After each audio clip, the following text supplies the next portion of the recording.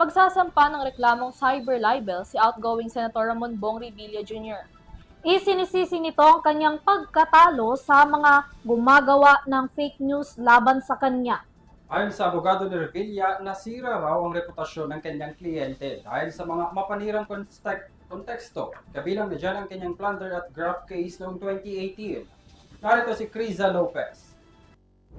Ang kasuhan ni outgoing Senator Ramon Bong Revilla Jr. ang ilang individual at grupo ng cyber libel matapos umano itong magpakalat ng malisyosong post noong panahon ng kanyang kandidasiya bilang senador. Ayon kay Attorney Raymond Fortun, isa ito sa nakikitang dahilan ng pagkatalo ng senador noong nakaraang eleksyon. Biktima aniya si outgoing Senator Revilla ng fake news na nagresulta ng pagkasira ng kanyang reputasyon bilang politiko. Dahil dito ay nagdesisyon na ang kampo ng outgoing senator na solusyonan ito sa pamamagitan ng legal na proseso.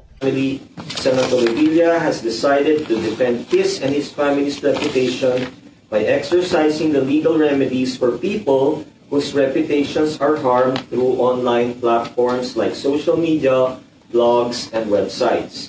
It is his hope that doing so... Isa sa mga pinakalat sa social media ang kasong plunder at graft.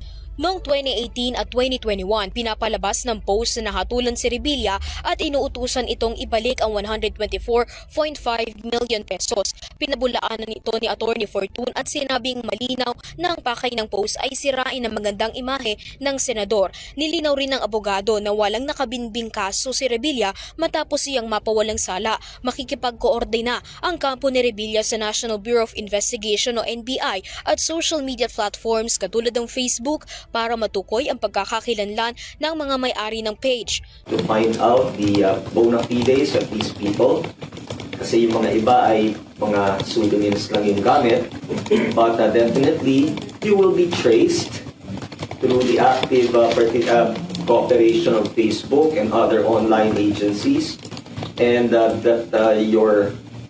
Binigyang diin ni Fortun ang ilang batas na naging author at co-author si Revilla, kabilang na ang mandatoryong paggamit ng helmet sa mga motorista para maiwasan ang mga aksidente at pagbibigay ng pinansyal sa mga senior citizen na umabot sa 100 taong gulang. Subalit hindi na makapagpapatuloy pa anya na makapagserbisyo si Revilla sa Senado matapos nitong matalo sa pagkasenador noong nakaraang eleksyon dahil na rin sa mga kumakalat na fake news.